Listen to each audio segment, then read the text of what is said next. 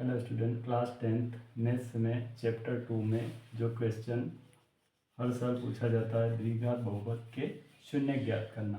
तो इनके शून्य ज्ञात करने में बस इस टाइप से 3 या 4 टाइप के सवाल होते हैं, उसके अलावा कोई सा सवाल बनता ही नहीं है। या तो उसमें 3 टर्म रहेंगे, 3 पद, या फिर 2 रहेंगे। 2 पद में भी 2-3 तरह के सवाल होते हैं। तो अपन पहले 2 पद वाले सवाल के बारे में बात कर लेते हैं। अगर 2 पद रहेंगे तो इस टाइप से रहेगा, देखिए एक्स स्क्वायर माइनस 3, या फिर ऐसा हो सकता है एक्स स्क्वायर माइनस 49, या फिर इस टाइप से हो सकता है 4u स्क्वायर प्लस 8u। तब देखिए ये 2 पद वाला सवाल है, पहला टर्म दूसरा टर्म, तो इसमें हमेशा या तो बीच में माइनस होगा या प्लस होगा। तो अगर माइनस है तो इस पर स्क्वायर है, तो आपका इस पे भी स्क्वायर होना चाहिए। तब 3 का स्क्वायर तो कर नहीं सकते थे, किसी भी संख्या का स्क्वायर अगर अपने को लगाना है तो उसको रूट में लिख के आप इसका स्क्वायर कर दो, क्योंकि कोई सी संख्या रूट वाली है। जैसे मान लो √3 इंटू √3, क्योंकि आप जैसे इनका गुणा करते हैं तो रूट से रूट कैंसिल हो जाता है, क्योंकि ये 3 इंटू 3 होगा। और इसमें पेयर बनेगा तो ये 3 बाहर आ जाएगा, तो रूट से बाहर आ जाता है। तो रूट की कोई भी संख्या हो तो उसे 2 बार मल्टीप्लाई करने पर वो रूट कैंसिल आउट हो जाता है, तो उसमें केवल संख्या आ जाएगी। तो जो कोई भी संख्या उसे रूट की आप 2 बार लिख सकते हैं, यानी स्क्वायर लगा सकते हैं। तो इसको सोल्व करने के लिए आपको क्या करना पड़ेगा, एक्स स्क्वायर माइनस √3 का स्क्वायर। अब ऐसा क्यों करना पड़ रहा है, क्योंकि इसका एक फार्मूला होता है ए स्क्वायर माइनस बी स्क्वायर, तो उससे सोल्व हो जाएगा। अब यहाँ पे अपन फार्मूला लगा देते हैं, इसका सूत्र ए स्क्वायर माइनस बी स्क्वायर बराबर ए प्लस बी और ए माइनस बी। ये आप सभी को याद होगा, 8 में 9th में पढ़े होंगे। अब अपने पास 2 भाग हो गए, ए की वैल्यू हो गई एक्स, बी की वैल्यू हो गई √3। अगर ये वैल्यू यहाँ पे रख दे, मान रख देते एक्स प्लस √3 एक्स माइनस √3। अब अपने को इनके शून्य ज्ञात करना, तो यहाँ से इसका मान किसके बराबर हो जाएगा, शून्य के बराबर। तो यहाँ पे आप पीछे लिख सकते हैं कि का मान 0 होगा, का मान 0 होगा। अब अपने पास यहाँ पे 2 फैक्टर मिल चुके हैं, x+3 और x-3। आप इनको एक एक बार दोनों फैक्टर को 0 कर लो, दोनों गुणनखंड को। x+3 = 0, x-3 = 0।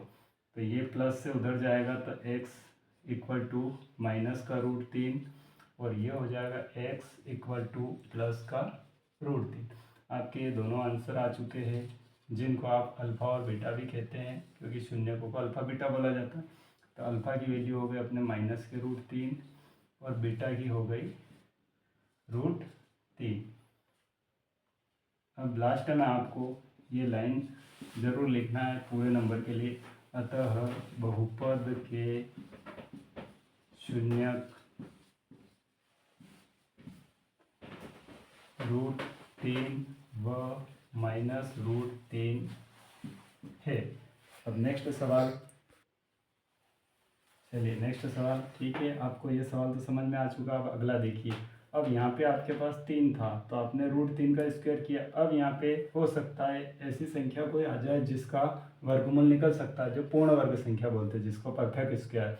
अब यहाँ 3 तो परफेक्ट स्क्वायर नहीं थी, तो आपने √3 का स्क्वायर किया। अब मान लिया जाए ऐसी कोई संख्या आ गई x² माइनस 49, 25, आपको बताइए जैसे 9, 16, 25, ये परफेक्ट स्क्वायर जिनको पूर्ण वर्ग बोलते हैं। तो अपन इनका स्क्वायर, इसमें से वर्गमूल निकाल के इसका स्क्वायर लिख सकते हैं। तो मान लिया जाए ऐसा सवाल आ जाए आपके पास जिसमें ऐसा कोई संख्या लिखी हो जैसे 25 से 49, तो आप उसको कैसे सोल्व करेंगे, तो x² माइनस 49। तो आपको इसको सोल्व करना है, तो x² माइनस 7 का स्क्वायर। अब इसको भी सेम वैसे ही करना, आपको यहाँ से फार्मूला लगाना पड़ेगा, a² minus b² = a plus b, a minus b। अब यहाँ पे आपको वैल्यू पुट करना है, x + 7, x माइनस 7, इसके बाद इसका मान 0 के बराबर होगा, का मान 0 होगा। फिर से वही एक एक फैक्टर आपको 0 के इक्वल लेना है। एक बार लेंगे x + 7 को 0, एक बार लेंगे x माइनस 7 को 0। यहाँ से x की वैल्यू हो जाएगी -7, यहाँ से x की वैल्यू हो जाएगी +7, ये फिर से वही अल्फ़ा का मान हो गया, ये फिर से बीटा के इक्वल हो जाएगा। अतः बहुपद के शून्यक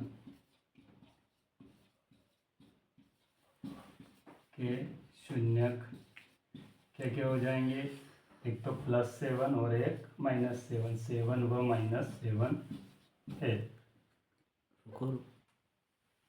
चलिए ये दोनों सवाल तो आपको समझ में आ चुके। अब नेक्स्ट वाले में चलते इस टाइप से, तो इस टाइप के कोई से आएंगे आप सभी कर लेंगे।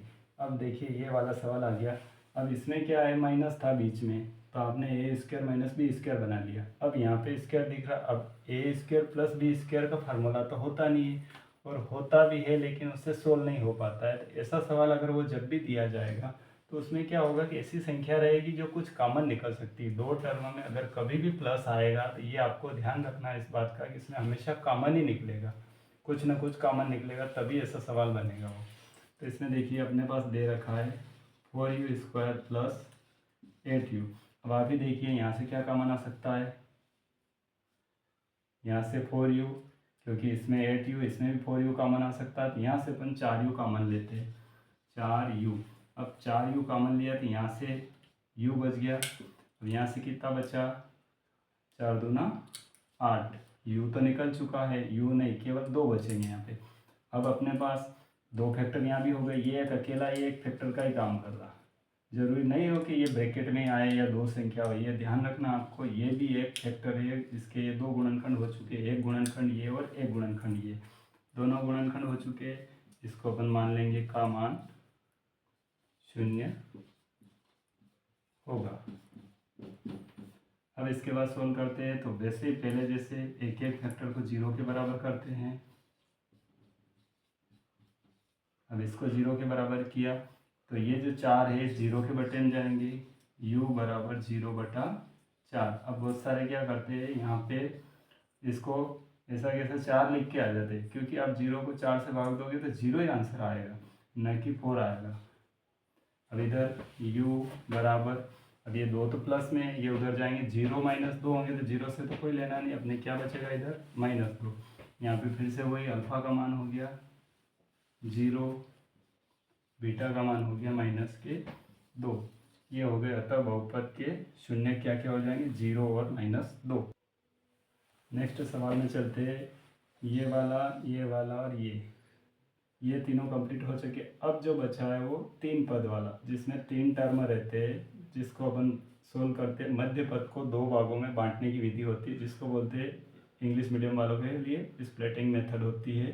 तो अब इसमें 3 पद वाला आया, तो अब इसमें प्लस माइनस कोई से भी आ सकता है, आपको ध्यान रखना है, जैसे x² - 2x - 8, इस टाइप से सवाल है। इस टाइप से कई सवाल बन सकते हैं, आप भी बना सकते हैं, जो बुक में आपको बहुत सारे मिलेंगे, जैसे x² - 9x + 20, x² + 10x + 24, इस तरह से बहुत सारे बन जाएंगे, प्लस के माइनस के कोई सी भी हो। तो अब इसमें क्या करना है, इसमें मेथड होती है, बीच वाला जो टर्म है उसके 2 भाग करने पड़ते हैं। इस बीच वाले टर्म में यानी 2 भाग किसके करने हैं, इस 2 को ऐसे 2 भागों में बांटना है कि जिनको जोड़ा या घटाया जाए तो कितना आना चाहिए, ऐसे 2 भाग करना अपने को, a + b के रूप में, यानी a और b के रूप में, जिनको जोड़ो या घटाओ तो कितना आना चाहिए, ये 2 आना चाहिए। और वही 2 भाग इधर दोनों का अगर अपन गुणा करें तो अपने पास ये पीछे वाला 8 आना चाहिए, ये ध्यान रखना। इसी तरह से इसमें इस 9 के ऐसे भाग करना, या तो उन दोनों को जोड़ दिया जाए तो 9 आए, या उन दोनों को घटा दिया जाए तो भी 9 आए, और इन्हीं दोनों का अगर गुणा किया जाए तो ये लास्ट वाला टर्म 20 आना चाहिए।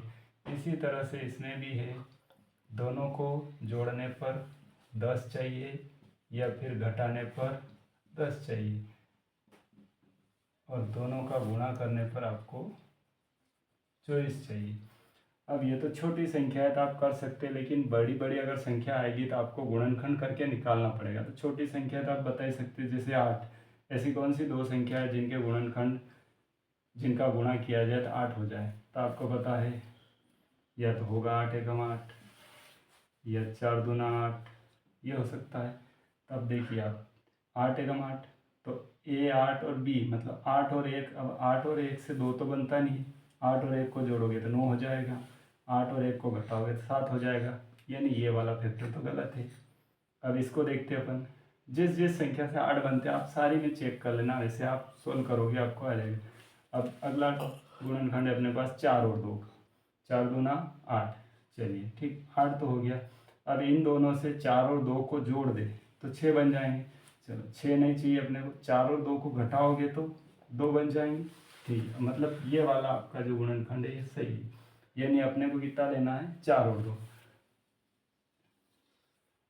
यहाँ से सोल्व करते हैं, इस भाग को छोड़ देते, ये आपको समझाने के लिए लिखा है मैंने। अब यहाँ से सोल्व करते हैं अपन, एक्स स्क्वायर ये माइनस ऐसा कैसा, कुछ भी चेंज नहीं करना, जैसा आपको समझाया जा रहा है उसी तरह से करना, प्लस माइनस जो लगे हो वही लगाना, आपको केवल यहाँ पे ध्यान देना। आपने जो 2 टुकड़े किए वो क्या हुए 4 और 2, यानी 4 माइनस 2, यानी 4 और 2 को घटाने पर ये 2 मिल जाएगा आपको, और 4 और 2 का गुणा करने पर 8 मिल जाएगा।